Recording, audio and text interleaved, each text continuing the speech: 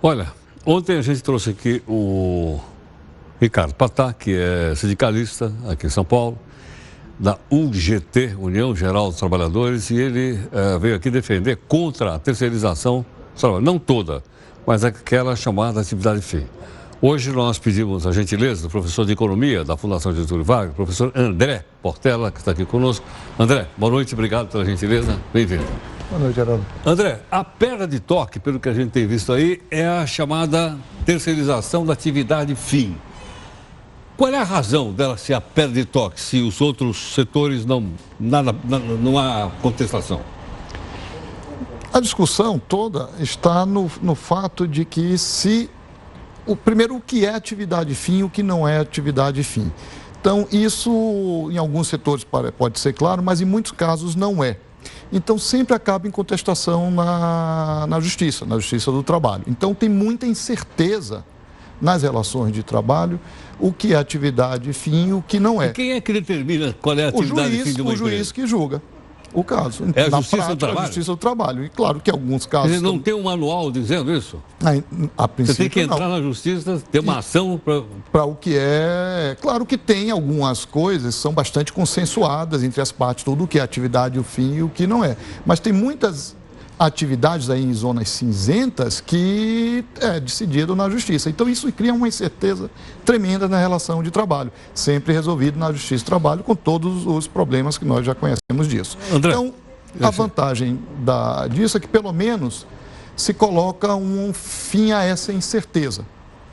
André, o Ricardo disse ontem aqui que se terceirizar a atividade fim, todos os trabalhadores daquela atividade vão perder renda. Vão ser contratados por salários mais baixos. Procede isso ou não? Eu acho que não procede. Pode acontecer em alguns casos ou não, mas em geral, eu acho que não procede por algumas razões. A primeira razão é que se deve imaginar que em situações de terceirização, quando é que se terceiriza as situações? São, em geral, aqueles casos em que as mudanças tecnológicas dos setores são tais que não faz mais sentido para a empresa produzir tudo internamente. É muito melhor para ela comprar de fora. Vamos pegar tecnologia da informação. Então, isso quer dizer que cada empresa tem que ter todo o seu departamento de tecnologia e produzir e manter todos os seus equipamentos e o serviço de manutenção disso.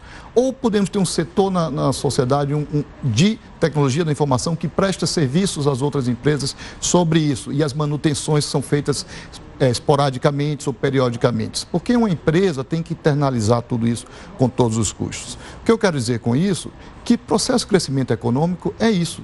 Especialização, surgimento de novos produtos, novos setores, em que se por um lado a relação, digamos assim, de número de equipamentos por trabalhador, né, aumenta mais equipamentos, diminui o trabalhador, é isso que é crescimento econômico, relação capital-trabalho. Por outro lado, você expande o número de vagas e expande os setores. Então, tem muito mais firmas e muito mais postos de trabalho, embora que o número de postos de trabalho para uma dada ocupação por firma tenha caído. Isso quer dizer que pode, a depender da situação, não cair salário ou mesmo aumentar, dependendo da reação que isso permita às firmas existentes e novas firmas abrirem novos postos de trabalho. André, como é que é fora do Brasil, só para ter uma ideia? Por exemplo, nos Estados Unidos ou na Europa? Não, primeiro tem que entender que os Estados Unidos e a Europa, principalmente os Estados Unidos, não tem CLT. Então, como é que é nos Estados Unidos? Não tem a CLT. Ah, não tem CLT nos Estados Unidos? Lá não existe nem Justiça do Trabalho. Então, todo contrato... Espera um pouquinho, repete.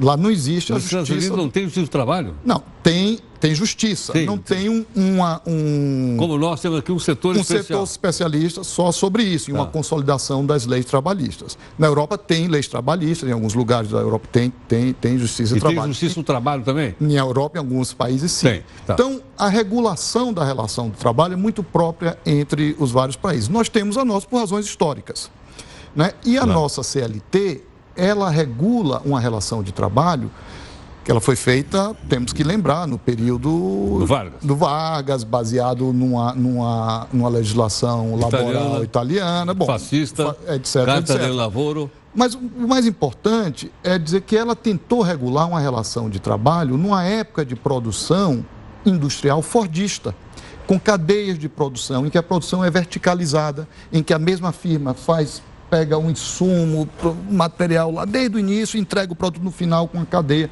e com produto, com atividades repetidas.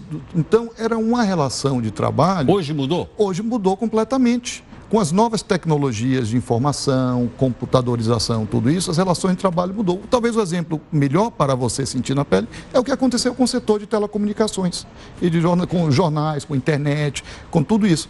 Então, mudanças tecnológicas provocam mudanças ocupacionais. Agora, mudanças tecnológicas também provocam aquele chamado desemprego tecnológico? Certamente, para aquele, vamos pegar quando a mudança de charrete para carro. Quem cuidava de cavalo perdeu o emprego. Tá certo? Então, na verdade... Esse é um exemplo cruel, hein? Não, mas eu quero obviamente, um exemplo não só cruel, claro, um exemplo extremo, claro, mas para, em pouco tempo, passar a mensagem de que os processos de mudanças tecnológicas envolvem destruição de ocupações e surgimento de novas ocupações. Desde a Revolução Industrial. Desde a Revolução Industrial, tudo desde isso. que ela começou foi assim. Exatamente. E tentar só frear isso não resolve para ninguém. Claro que temos que fazer o quê, então? Permitir que as mudanças sejam boas para todos. E se tiver perdas localizadas, que sim, que essas perdas sejam compensadas e ajustadas. Claro, a gente não quer que a pessoa perca seu emprego ou perca sua renda. E isso pode ser compensado. Posso entender que há um embate ideológico atrás disso ou não? Eu acho que mais do que isso, tem um embate entre toda mudança social em que o ganho é geral e difuso e a perda é localizada e definida. Quem perde, se é que perde, ou o temor da perda pode ser realizado faz ou não. Faz com que ele se movimente. Se movimente. Como o ganho é geral e difuso... em relação ao Uber. Exatamente. Tá. Exatamente, é a mesma coisa. Mesma coisa. Então, então, o que é que tem de bom nessa proposta?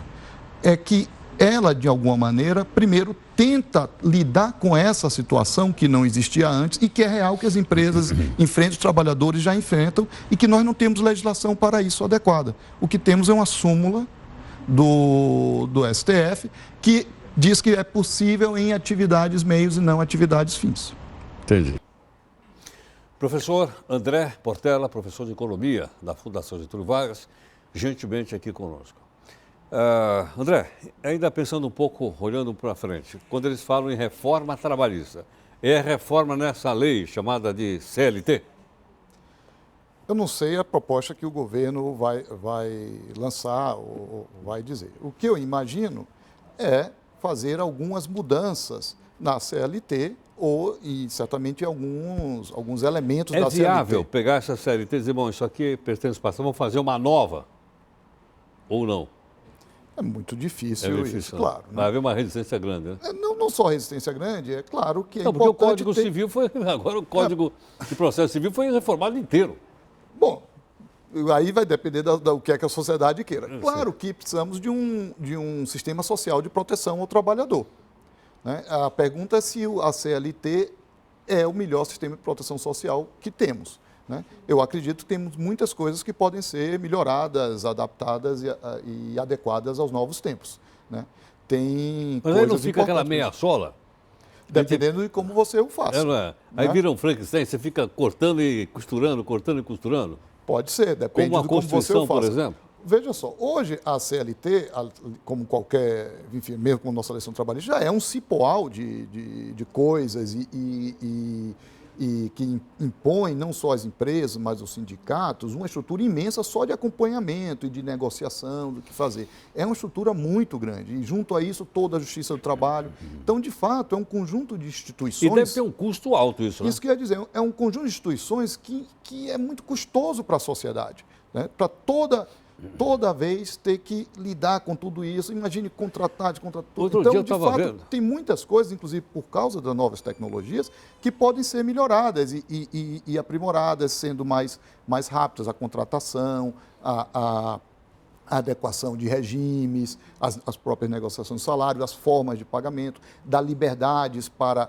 onde as pessoas trabalharem, o que negociar dentro, obviamente, de alguns parâmetros, permitir uma certa mobilidade nessas escolhas, digamos, não só ocupacionais, mas de regimes de trabalho, de forma de pagamento, etc. André, eu estive vendo outro dia, dizendo que no Japão, em um ano, teve 3.000 ações trabalhistas. Eu acho que aqui nós estamos com mais de 4 milhões de ação trabalhista pendurada em tudo quanto é... Mas isso é fruto do próprio sistema que nós criamos, que tudo tem que passar pela justiça. Então, mesmo um desligamento que é feito de boa vontade entre as duas partes, tem que ser homologado na justiça. Então, qualquer coisa, na dúvida, tem que ser pela justiça. Então, a gente força tudo e pela justiça. Não tem dúvida, né? Pois é.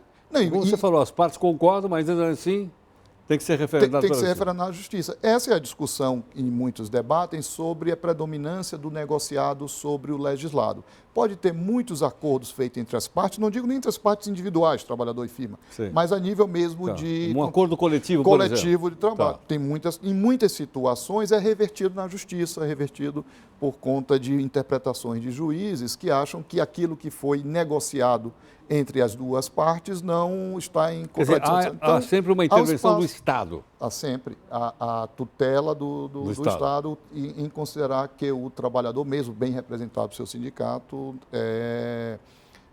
não está em condições de negociar. Tem que ser tutelado. Tem que ser tutelado. André, obrigado, viu, pela gentileza. Obrigado, Heródoto. Até logo. Um abraço. Muito obrigado, André.